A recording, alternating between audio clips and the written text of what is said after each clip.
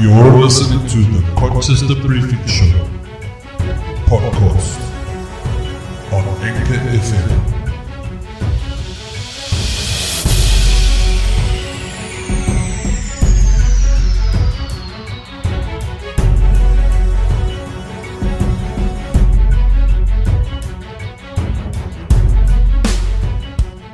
Alrighty. Welcome back to another edition of the Colchester Briefing Podcast. My name is Jason Batt and I will be your host for today's podcast. No, not actually today, it's actually tonight. It's Saturday evening now, just gone after 6 o'clock, and my special guest for tonight's podcast is Tyla. I'm going to bring him on the line now. But just quickly, a few things that we're going to speak about. I'm going to speak to him, and I'm going to show a video on the protesters that took on the police in the Joburg CBD on Thursday. We're going to talk about student politics in South Africa. Then the massive fake degrees scandal uncovered in South African University. And then, of course, the last one, which has been very interesting, on why Helen Zille joined the IRR. So this is going to be like an interesting podcast. I look forward. I'm going to get Tyla on the line and then we're going to take it from there. See you in a bit. Okay, Tyla, you there? Yes, I'm here. 100%. Welcome to my show, Colchester Briefing Podcast, man. How you doing? I'm good. I'm humbled. Excited to talk about what we got planned. Yeah, 100%, man. I'm humbled that you're here. Appreciate it very much. Saturday evening is, you got a beer there, bro? No beer. No beer, okay. No boy. No, I had one. I only had one today. I wasn't list for much. One's good enough. Yeah, one's good enough, yeah. Okay, quick introduction. Let the listeners out there know who you are. My name's Tyla Viviers. I'm an LLB law student at the University of the Western Cape, second year right now.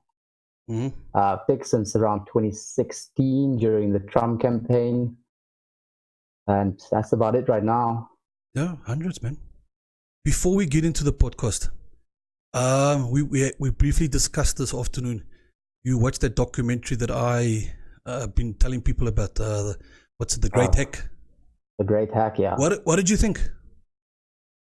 I think it's a good documentary. It kind of it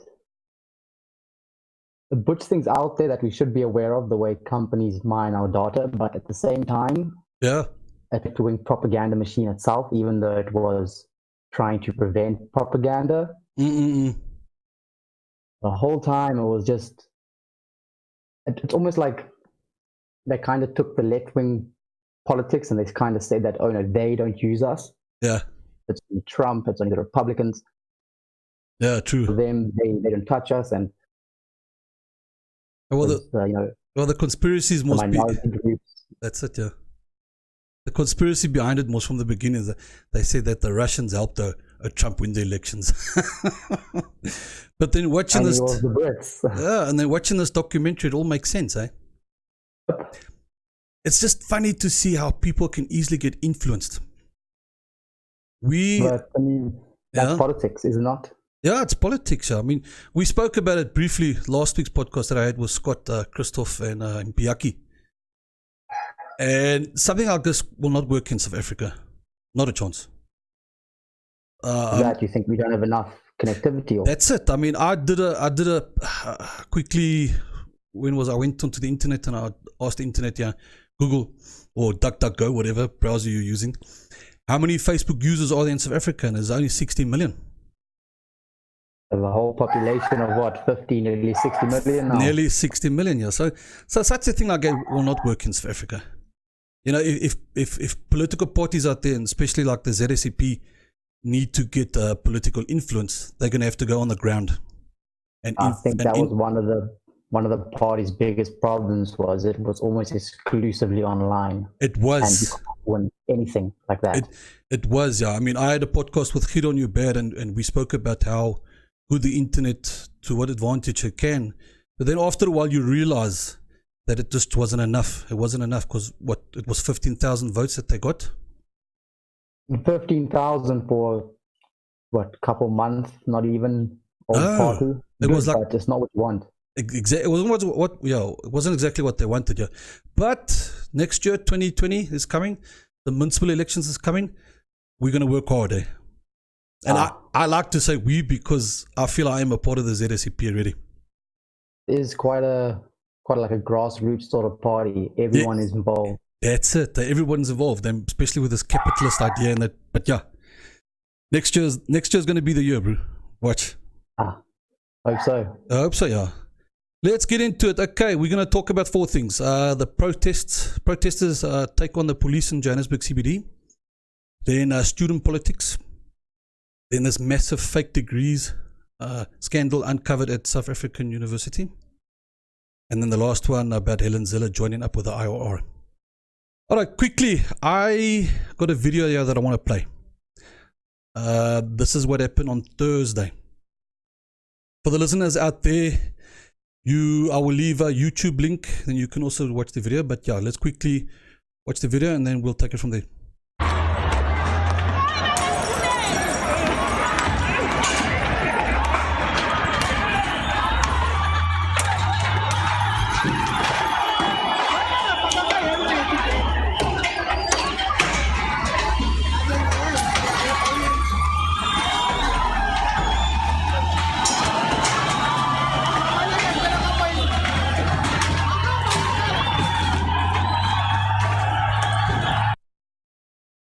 Okay, that's the video. Crazy stuff, eh? And again, this because the police were raiding and confiscating the counterfeit items from these street vendors. It's insane, but it feels like it's been a long time coming. Like it's been brewing there for a while. Yeah, it has. It has been brewing for a long time. I made a timeline this afternoon, and I quickly want to read this timeline quickly. Can you see it there? I did share it there on. Okay. It's just 13 points that I made it. So the first one is during the apartheid struggle, ANC members went into exile in various parts of Africa. Now that was the time when Nelson Mandela got locked up. Then ANC was most banned. So a lot of the ANC members went into Africa. ANC members then promised open borders when the ANC gets into power. This was the time when immigrants can choose between a variety of visas and permits depending on their reason for visiting South Africa. Work permit options include the general work permit, the special or exceptional skills permit, and the quota work permit. When entering South Africa, for the first time, foreign passport are stamped with a visitor permit of 90 days. The question here is, are all the above being mentioned still happening? And I don't think so. What do you think, Tyler? Foreigners are just coming in, eh? They're not really going to. It's very obvious that I think that the whole problem that South Africans have with foreigners is that because a lot of them are illegal, they don't have to adhere to the same laws, or especially when it comes to employment and all that. That's it. Where big xenophobia comes from. That's right, and that's what I'm going to talk about here. So now, at the time of the ANC running the country, and I'm talking about the mid-90s, jobs were good, and we had a booming economy. That was until 2008 when things started to go pear-shaped. Okay, we know exactly what happened in 2008. Jobs became fewer, and many companies closed their doors. Trade unions' involvements increased. The minimum wages negotiations commenced, and more strikes took place. This is the time when the blame game begins. Scapegoating becomes the practice of singling out groups for unmerited blame and constant negative treatment. More and more companies hire immigrants for cheap labor and to avoid the involvement of the trade unions. Xenophobia in South Africa sees an increase due to the unsatisfactory of South Africa not getting jobs. Then spontaneous order then becomes a human action where people find ways to stay alive in the creation for work to make money. Black markets and street vendors selling illegal items sees an increase, and business owners get offended by these illegal activities, which of course isn't their right to do so. The law on copyright is very clear, and people caught selling counterfeit items must be prosecuted to bring legal actions against for redress or punishment. And then, yeah, this is where the video comes in. The law steps in, and then all hell breaks loose. Quite a mouthful there. But with that, it's also like the ZSCP as a party. Who do they side with? Do they side with the protection of the intellectual property, or do you side with the smaller businessmen? I mean, a lot of the time, like buying the counterfeit product, they were never in the market to buy the originals anyway. That's usually it. Yeah. So it doesn't really hurt the larger companies. I'm not too sure about that. I'm not too sure, but let's. I mean, the ZSCP wants to support the local street vendor because it's about capitalism, you know. And I do it myself. I speak to various people, and I tell them, you know, you need to put money aside, save, and try and open up something. I had one of my guards, because I'm in the security industry, and he started saving. He put money aside, and then as time goes by, he bought himself a computer, you know, a cheap computer. Bought himself another one, and he opened up a little internet cafe. Eventually, he got himself a printer, and I haven't seen him in quite a few months now, but I'm sure he's doing quite well for himself. And this is the idea, man. We need to push these street vendors, you know, and help them grow.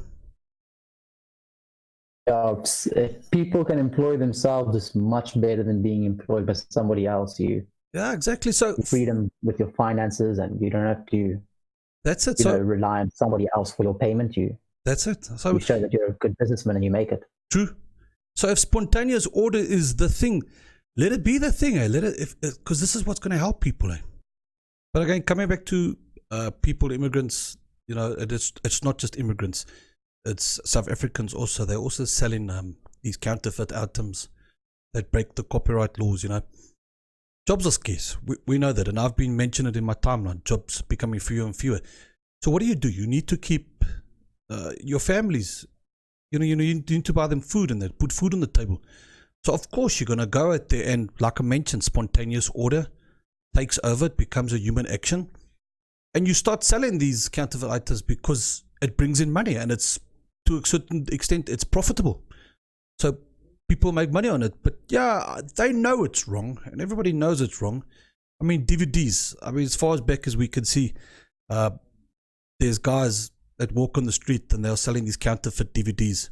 Again, it's against the law, but people need to survive. I mean, I've had people come to me and they say, "Please, meneer, just buy this DVD for 20 rand." And I say, "No, you know, it's fine. I've got internet. I can watch a movie on Netflix." Why? But you know, there's a part of you that wants to support him because you know that 20 rand is going to feed him. But at the same time, there's another part of you that's saying, I'm going to break the law here, because if I give this 20 rand and buy the counterfeit DVD, I'm just as much a part of the problem. I'm also contributing towards the crime, according to our laws in this country. But what do you do? What do you do? You know, it's really hard.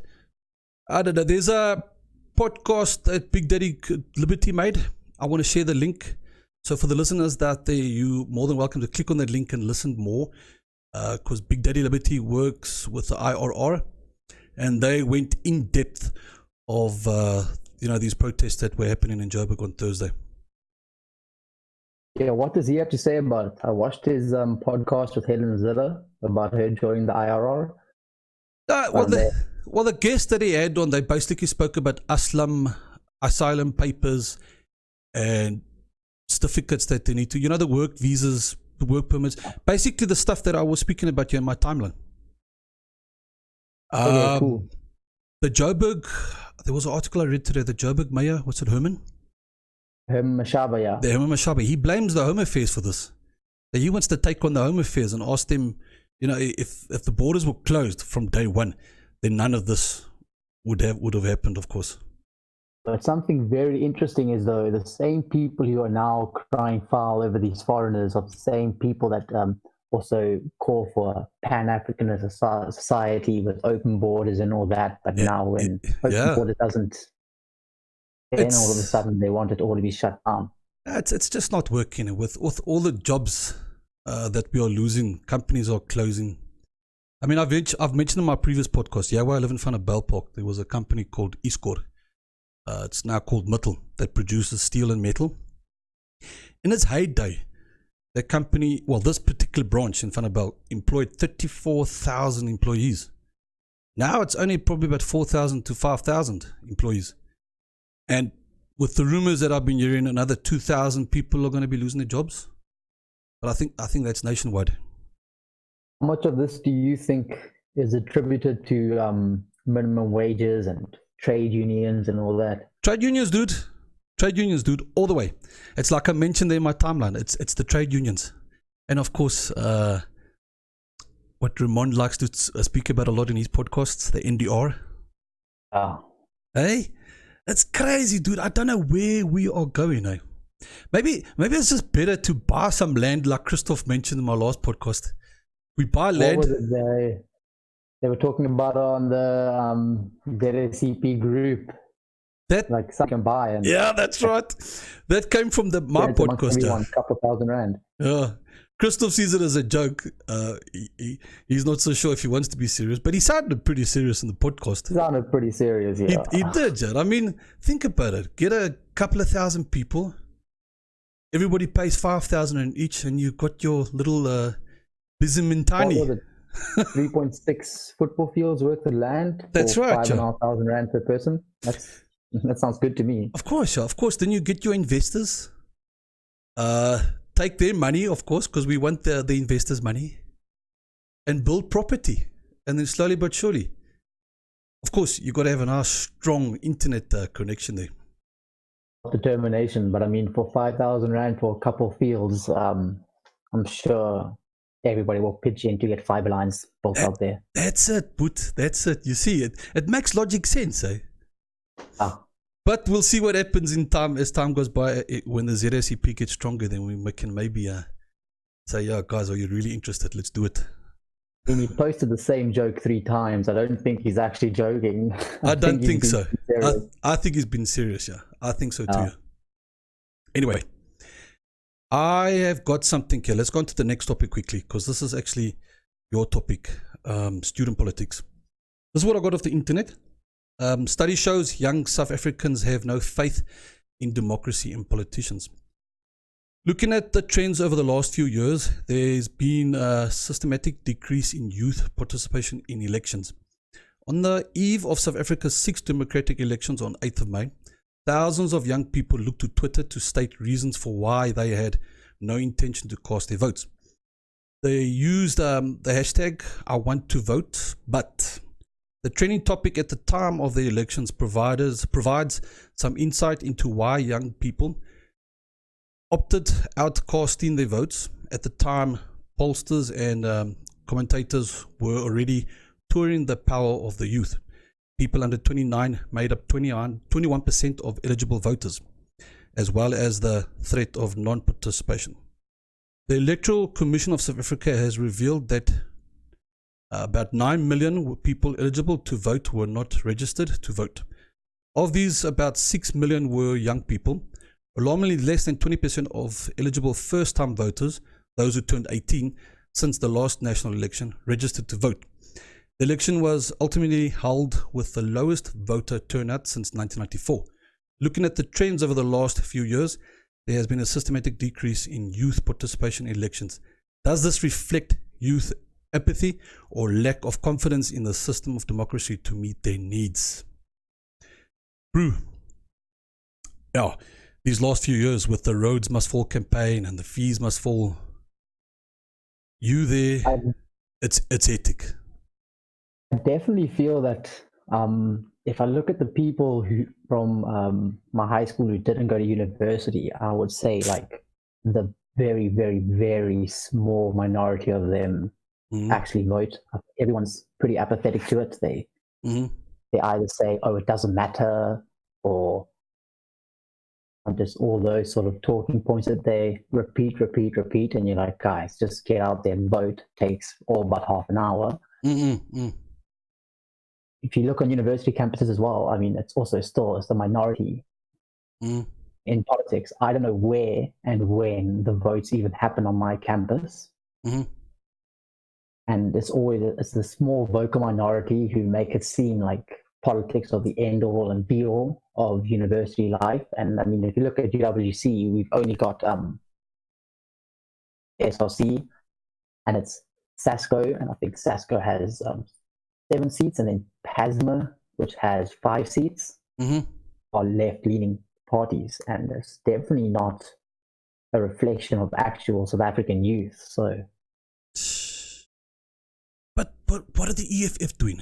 What are they trying to do here? Why are they demolishing the mindset of students? I mean, so in one of my lectures on Thursday, we had a meeting of the heads of the law faculty, and is the last year that's going to be doing the LLB on the current curriculum at the University of the Western Cape. Changing the curriculum, and they described it as an decolonization. Yes. All those buzzwords. They want to decolonize the curriculum, and it's like, guys, it's a law degree where you're focusing on Roman Dutch law and English common law. Like, there's going to be that aspect of annisms in the law. You can't just get rid of it for no reason. You have to get to it. I don't know where that's going to go. To sort of, I mean, a law degree is already a very localized degree, and if they're going to try to localize it even more, it's just scary to know that, it's like, I know they want to cut out the Western culture completely, decolonize everything. I mean, how is South Africa going to deal with businesses out there exporting and importing? Well, as we've seen, not very well. I mean, not really. Businesses have pulled out the country. Yeah, I know we're losing investors one by one. It's scary. Investors. I mean, we people aren't importing from us anymore, and the next attack is on the farmers, who pretty much hold up the economy now. Yeah. So it's very problematic. But going back to the EFF, I mean, they're getting a lot of votes amongst the youth and students. I think at the EFF, their SLC won the elections at UCT last year. Which, I mean, goes to show UCT should be like the last university to vote as radical as the EFF. So it goes to show that the youth really is apathetic to politics. The fact that they get their claws on our institutions, and then all our institutions are run by African nationalist parties. These libertarian. Well, liberation movements. Libertarianism is a lot better. I think it's what we've now come to call in Americanized liberalism, the whole thing about everything. That's what we seem to be doing. We seem to be focused on a lot of American liberalism. But liberation for me is about, breaking free from the chains of oppression and that. I put a post on Facebook, I don't know if you saw it, with a picture where the teacher is in front of the chalkboard and she's got like in written chalk, engineering and the different type of jobs. What would you like to be? And then the one child sticks his hand up and he goes, employed. Is this the message that we're trying to send the youth of South Africa? That it's okay, so long as you're employed, you've got bread and butter on your table. It's hard to say that that's wrong, though. I mean, in our economy, I think getting employed is an achievement on its own. But that's just the thing. We shouldn't be in that position to just say it's okay. It's okay to just be employed. We should be in a position saying that our youth wants to grow up to be a pilot, or he wants to be an engineer, and he wants to be a lawyer. He should have that opportunity. But instead, what's happening, and I'm sure you can answer me on that one, is how many students, after they graduate, are they actually leaving and going overseas? Everyone with a useful degree pretty much wants to leave the country, and everyone who studies degrees that aren't very useful, the sort of stuff, they're crying that they can't leave the country. So I think that time our country's going to have a massive shortage of professionals. Yes, we've already got that massive shortage. Shooting yourself in the foot. I mean, you vote for the ANC over and over and over again, and you let parties like the EFF grow exponentially every election and cry that, oh, our economy's going down, oh, unemployment's up. But, I mean, you guys are just issue by continuing to vote in the same way. I mean, like I mentioned in my timeline there, companies are hiring immigrants, and it doesn't have to just, and I'm not just talking about immigrants from Africa, I'm talking about immigrants from France, doctors from Cuba. you know what I mean? If you need them, you need them. I mean, our country can't stop the professionals from leaving without changing their tune on the economy. I just don't see it. I don't see it right that we have to employ people from overseas when we have got that capacity to train our own youth and make them the better doctors in the universities. We have world-class facilities to train them. I mean, we have world-class hospitals and cities. I mean, it's a very desirable place to live, or at least it was, 10, 15 years ago. 10, 15 years ago, yeah, I agree with you. Oh, it's just going down the drain. I mean, I remember being, 2010-ish? I mean, it was, 7 rand to the dollar, and now it's close to 15. That's right. Doubled since then. It's scary to think. I mean, 2030, is it going to be 30 rand to the dollar? Yep. Because it's not like the dollar has been much stronger either. It's just the rand has just crashed. Yeah, it's crashed completely. So if you're a businessman importing, you get paid in dollars, lekker for you. But not so lekker for the rest of us. But to style as well. Yeah, exactly. But here's the next thing, students, as many as 4,000 fake degrees have been issued at University of Zululand in Ipingeni over the past 20 years, according to a report in the Sunday Times. The university, which has approximately 16,000 students, proposed an investigation into all postgraduate degrees in law, business management, public administration, and education. Senate meeting on Monday. The degrees for scale scandal is believed to have taken place on the university's explained campuses in Kwa, what's that word there, Delangwazi and Richards Bay, with the latest scam involving between 400 to 500 fake degrees for teaching qualifications. That's what I got from this one article here that you can see in front of you. Yeah, so that was 2016, and I think it kind of feeds a lot into, I think it was around that time when there was all the scandals about government officials lying about their degrees. There was China or Japan who had lied about his degree. Yes. They got an MBA or something, and he didn't actually get it. They didn't? And they couldn't come back to South Africa. Is it the same one we're talking about? I'm not too sure. Oh, no, I think that's something else. Yeah, I was with that, but Google fake degree South Africa. One of the top things that come up is buy fake diplomas and degrees from South African colleges and universities. I mean, easy. Fake degrees, freely available, essay study. Yeah. Like it's obtainable. But also, if you look at the prices mentioned in that article that you spoke about, I said, 5,000 rand for a module? I mean, if you're paying on the low side, 500 rand a module, your whole degree of what is less than 1 year's tuition. Yeah, which is how much? You turn that down. I think depending on which university you go to, I mean, UWC is quite a cheap university, and I think that they're around 30,000 a year. I think like 60,000 a year. So, I mean, and you do. And the curriculum is pretty alright? I think we do like 8 to 10 modules a year. So if you times that 10 modules, you're looking at 5,000 a year, times that by 4, which anywhere is lower than the cost for 1 year. So I mean, and the corruption goes all the way up to government. So it's not like they've really set us. No, of course, for the students. I had a podcast a few weeks ago with someone that I know that worked for Madupi Power Plant, and he was telling me, the skills that was employed. They were sent on a course for 2 weeks.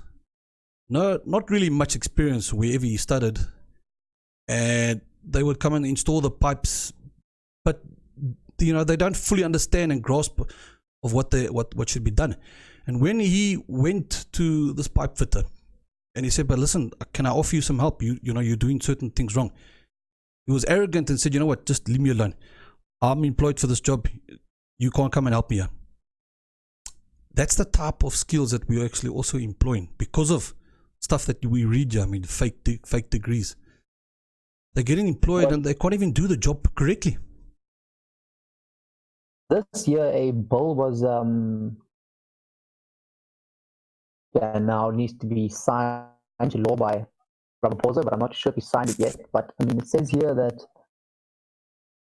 found guilty of having fake qualifications will face a prison term of 5 years. At least that's some sort of progress on the issue.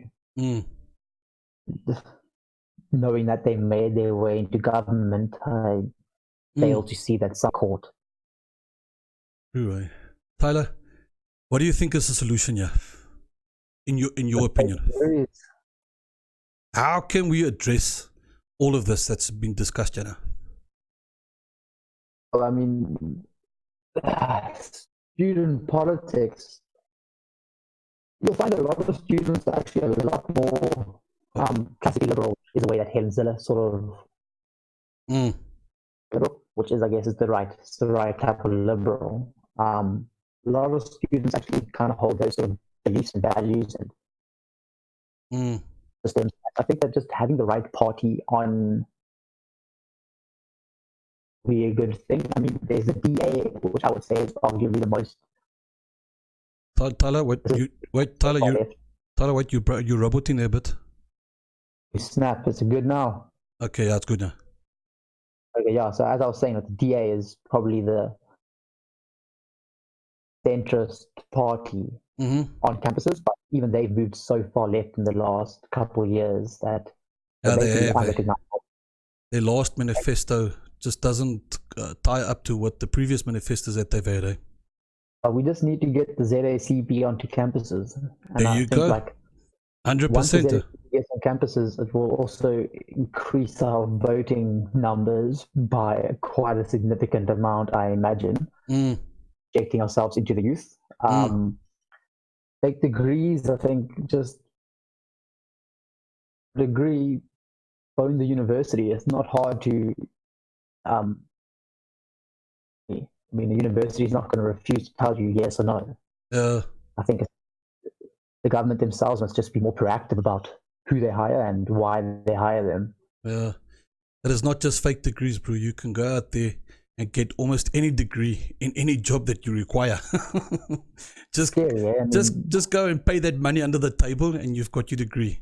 Knock on the boss's door and say, "Boss, I got my certificate. Is there a job available?" If this doesn't get under control, I can imagine it getting quite bad in the medical industry as well, because it's really bad in the medical industry. Jobs in our country. If you don't have a medical aid today, then you're pretty much stuffed. Yep. You're pretty much stuffed. Depending on where you're from, I mean, that it's quiet town with a small hospital, you're fine. But I mean, you can't live in a city and not have a medical aid. No, you can't. You need to have it. It's scary, dude. I don't know where we're going. Anyway, anything else you want to add on student politics? I think it's just like student politics is like Twitter. It's the loudest voice. When in actual fact it doesn't. It's all a. And not to mention, you got to be so careful what you say, because then they'll come and take you out there. You can't get to finish your degrees. I mean, you'll be surprised. On campus, I talked to a lot of dudes who are part of the EFF and part of Pasma Sakko. And I mean, in their private capacity, they're all decent people. I think that they themselves don't really see what's wrong with their parties. And I think that if you had to take a sort of Trumpian approach to it as the ZACP and sort of overpower his candidates by, even if they were the strongest, he would find their one flaw and he would hit on that flaw all day about the EFF or the ANC, and we just nail it into them where he thinks of the ANC, they have to think of the ZACP and over it, because I feel like a lot of supporters, they just support because of what they think a party means rather than what a party actually wants. I mean, on Twitter, there was that girl saying, someone tweeted out like, what will happen, where will you go when South Africa's economy crashes? And like this one chick in the EFF said, yes, go to Botswana. She mentioned Botswana. And the EFF, they do not, like, the Botswana is a lot more capitalist than you think, Miss EFF. Like, you know, aligns with your views. Yeah. I saw that Twitter. I think Ramon shared it. He shared it. Yeah, that was hilarious. What they're talking about. Yeah, like Helen Zille and the IRR. That's well, I also got something here.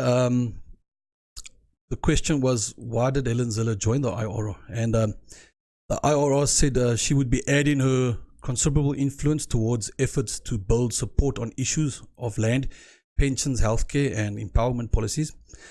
In the statement, Zille said, we must defeat the racial nationalist and neo-Marxist ideas that threaten the future of every South African.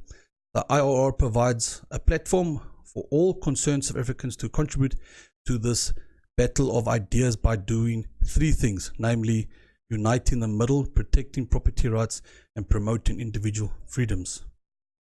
100%. I'm all for that. I love the IRR. I love their tube. Big Day Liberty. I think he's one of the greatest minds in our country. Probably seems like one of the nicest people. He is. He's awesome. Now to see that him and Helen are going to be working together pretty much, I mean, it's a very exciting thing, because Helen Zille was always that liberal leader in our country. And, I mean, she got alienated by her own party. Yeah. But now for her to be free and be able to say what she wants pretty much, I mean, that's what the IRR are much. Yeah. So she wants for like the first time probably in 10 years. To see where that will go, because she can make some real changes in South African politics if she's given the chance. That platform, yeah. And like she mentioned with the podcast with Big Daddy, the freedom is theirs to speak, to say their minds what they want to on Twitter. It's going to be awesome. Yeah, she can be a savage, eh? Yeah, she can, heavy. So we can imagine there's going to be big Twitter wars coming soon, eh? Especially once she starts speaking her mind and publishing what she wants to publish, people are definitely going to be attacking her. And I mean, she's a strong woman. I mean, she's had to withstand so many personal attacks. Thick skin, bro. Thick skin. Yeah, she's thick skin of note. Take my hat off to that woman, eh? Did you watch the podcast with Renegade Report? Didn't. You didn't. You must watch it right at the end before she cuts off. She answered a call for a radio interview. That was classic. And then Ramon said, "This is staying in the podcast. It's not going nowhere. It's staying in the podcast." You must actually watch it. It's hilarious. You watch his podcast a lot. The Renegade Report. Renegade Report, and I think germ warfare. I want to get into that. I think germ warfare. Yes. I enjoyed his interview. His first interview with Helen, and then he had one with Peter Groenewald from the Freedom Front, which was an awesome interview. Which one of the two are having Gavin McInnes on? McInnes is, I think it's germ warfare.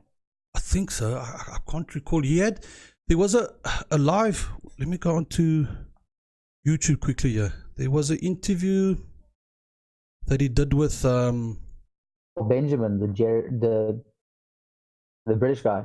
That's right. And where's my germ warfare now? Benjamin, or Sargon of Akkad, as he's known on That was the YouTube. one with Renegade Reporter, Akkad. I was quite impressed that they got him on. I mean, he's become quite a British politics now. I don't know the guy. It's Ivo Victor. Am I pronouncing it right? Now on YouTube. Yeah, that's now on YouTube. Yeah, but there was like a live stream that Jerome had with Ivo. They're getting some good guests on, and but the Renegade problems to the rest of the world. Yeah. I mean, you there? I'm yeah. Okay, you were gone for a while. Now, every Tuesday I watch the Renegade Report. I mean, I love this stuff. They do awesome work. Jonathan Ramone. That's why I always knew Ramon as one of South Africa's sort of social media influencers. So when I started getting interested in ZXP and then I saw the 10 members, I was like, okay. I used to watch Ronaldo a lot. But I don't know. The last live stream that he had last week Sunday, we spoke to that guy in America that had no clue of what's been going on in South Africa, and they spoke about left and right. That didn't make sense to me. That didn't make sense to me. Yeah. Ronaldo is part of the DA either. I mean, I would think that the way he talks about social issues, I think he would line up more with what we're doing than the DA. It's a matter of time until the DA turns their back on him as well. Yeah. Yeah, because slowly but surely, in my eyes, I've seen it in his last few podcasts. He's waking up. He's waking up and he's seeing things. I mean, I think Willem Pletzer has woken him up quite a bit. I like Ronaldo because he's not too arrogant. You know, he will defend somebody, and if they do something wrong, he'll. No, it's still give that. Yeah, give it. He still holds value to the things that he says on his podcast. Yeah. So I'm not too sure about Willem Pletzer. I sometimes think he's a bit sour, and he kind of gets into that. He is a bit far. Well, a lot of people, far right. A lot of people see him as that far right. Yeah. No, I haven't watched his videos in a long time, Willem Pletzer. I haven't watched him close on a year now. I think like into that sort of dangerous political side, and something just snaps in you, and you're like, okay, no, this is going too far. Oh well, so I sort of myself a little bit more centrist. Check how many times he has been attacked. He's been attacked once or twice on the streets. You know, when he walks on the street and he comes and does a podcast. I've just been attacked. He would tell everybody. You know. I mean, like what does he expect though? I mean, you know, you've got to have to be a political commentator in our country. Well, it is dangerous work. I mean, another YouTuber that I like is Conscious Clerical. You know, he's always been hiding his face. Him and Klipkop. Do you know Klipkop? I don't know Klipkop, but I know Conscious Clerical. Yeah, no, both recently, Klipkop and Conscious Clerical, they've revealed the identity, which is cool. Yeah, you must check it out. The Klipkop is in his latest videos. He's revealed his face now, so we can all see who Klipkop is. Wow, I'm surprised. Go check it out. Sure. Anyway, I think that's about it, eh? Oh, been a good chat. Yeah, no, it was an awesome chat, yeah. It's only 40 minutes. I like to keep our podcast about 40 minutes. If you go longer than 40 minutes, then I think people get a bit bored. Because last week's podcast with Scott and Christoph was like 2 hours long, eh? You got double the people, eh? You got to make double the time. Anyway, don't go. I'm just going to say my closing, and then I'll speak to you. Tyler, thank you very, very much for coming onto my show. Yeah, it's been a pleasure. I really, really appreciate it. I hope that the listeners out there and the viewers out there take note. Of course, a lot of you do know about what's been happening with universities and that in South Africa. But to some of you that not, take note, guys. This is the real thing. This is what's happening in South Africa, and it's shocking. My podcast is available on Google Podcast, Apple Podcast, Pocket Cast. This is going to be broadcast on Anchor FM, and I will be also posting a link on my YouTube channel. Thank you very much, guys. You have a lovely evening. Cheers, eh?